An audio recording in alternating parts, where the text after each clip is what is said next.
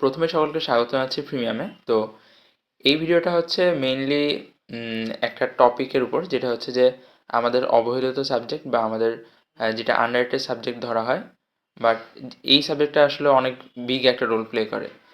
তো এটা মেইনলি হচ্ছে 24 ব্যাচ এবং সামনে যারা ব্যাচ আছে সকলের জন্যই প্রযোজ্য। এইচএসসি বা ভর্তি পরীক্ষার ক্ষেত্রে এটা বেশি প্রযোজ্য আসলে।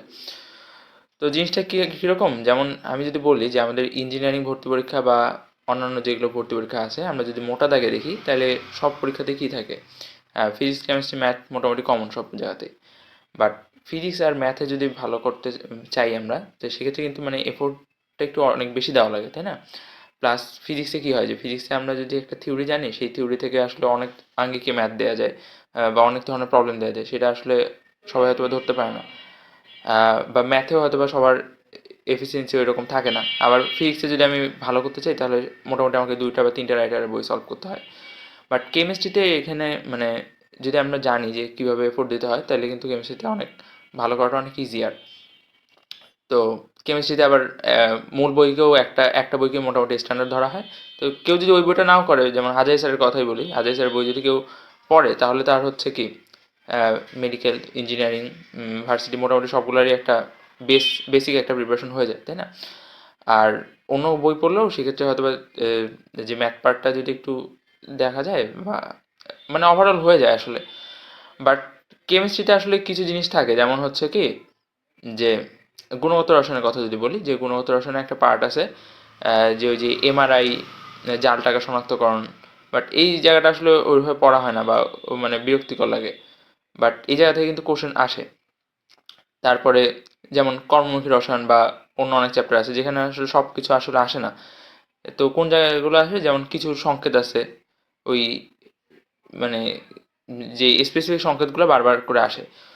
তো এটা আসলে কিছু ভর্তি পরীক্ষার জন্য অনেক বেশি গুরুত্বপূর্ণ। যেমন এবার হচ্ছে রুয়েটেও রিটেন আছে, বুয়েটের একটা এক্সপিরিয়েন্স আছে আমার, আমি সেটা পরে শেয়ার করতেছি। তো রিটেন ভর্তি পরীক্ষার জন্য এই যে স্পেসিফিক জায়গাগুলো থেকে যে কোশ্চেনগুলো আসে, এটা আসলে ট্রেস করাটা অনেক বেশি গুরুত্বপূর্ণ। আর আরেকটা জিনিস বলি, যেমন আমি যদি আমার এক্সপিরিয়েন্স থেকে বলি, যেটা যে বলতে চাইলাম যে আমি বুয়েটে রিটেন দিয়েছিলাম।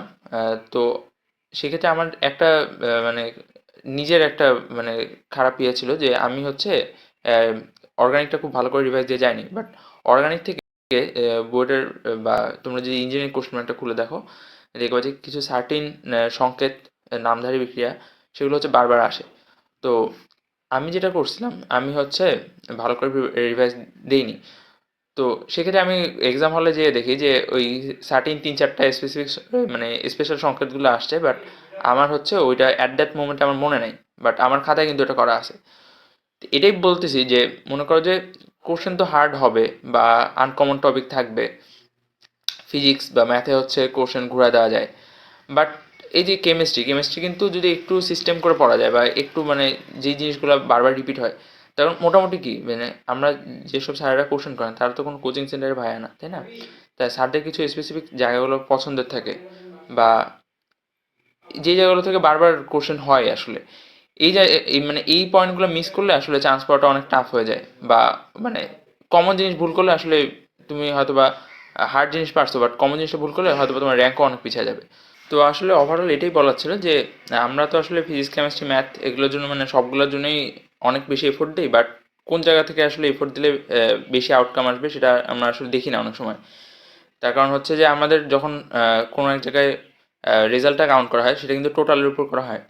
এবং যেহেতু কেমিস্ট্রি মোটামুটি ইজিয়ার, তো কেমিস্ট্রির এই যে মানে কি জ্ঞানমূলক বা থিওরি যে পার্টটা, সেটা যদি আমাদের যথেষ্ট ভালো মতো জানা থাকে, তাহলে কেমিস্ট্রি থেকে মার্কস তোলাটা অনেক বেশি ইজিয়ার। ইভেন কেমিস্ট্রি কিন্তু মোটামুটি একটা কমন প্রিপারেশন মানে ফলো করে। যেমন হচ্ছে কি আমরা যদি মেডিকেলের মানবন্ধনটা দেখি, সেক্ষেত্রে হচ্ছে কি সব থেকে বেশি মার্ক থাকে হচ্ছে কি বায়োলজিতে, দেন তারপরে সব থেকে বেশি মার্ক থাকে কিন্তু কেমিস্ট্রিতে 25 মার্কের মতো থাকে, তাই না? এবং সব ভর্তি পরীক্ষাতেই কেমিস্ট্রি কোশ্চেন আসলে খুব বেশি ঘোরানো হয় না।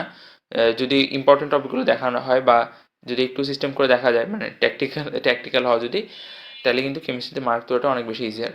তো যারা 24 ব্যাচ আছো, তোমাদের হয়তো বা লাস্ট টাইমে আর ওইরকম প্রিপারেশনটা সলিড করার ওরকম উপায় নাই। বাট আমি বলবো যে দেখো, যেই টপিকগুলো অ্যাটলিস্ট বারবার রিপিট হয় সেই টপিকগুলো এনশিওর করার চেষ্টা করিও, তার কারণ এগুলো কিন্তু কমন টপিক, যারা চান্স পাবে তারা সবাই এই টপিকগুলো মানে পারবে। আর পরবর্তী ব্যাচ যারা আছো, তো আমি বলবো যে দেখো ইঞ্জিনিয়ারিং অ্যাসপিরেন্ট বা অন্য যারা এ ধরনের আছো তাদের সবারই মানে পছন্দের টপিক থাকে ম্যাথ বা ফিজিক্স, তারা সবাই ম্যাথ ফিজিক্স ভালো পারে। বাট কেমিস্ট্রিতে যদি তুমি ভালো পারো বা জানো কি আসে সেই অনুযায়ী যদি প্রিপারেশন নাও, তাহলে তুমি যদি মোটামুটি মিডিয়াম ক্যালিবার স্টুডেন্ট হও তাহলে তোমার চান্স পাওয়াটা ইজিয়ার হবে। প্লাস তোমার যদি আহ, তুমি যদি মোটামুটি সামনের দিকের হও তাহলে তোমার কিন্তু এটা র্যাঙ্ক বুস্ট করতেও হেল্প করবে। তো এটুকুই বলার ছিল। আর এতক্ষণ সাথে থাকার জন্য ধন্যবাদ। টাটা।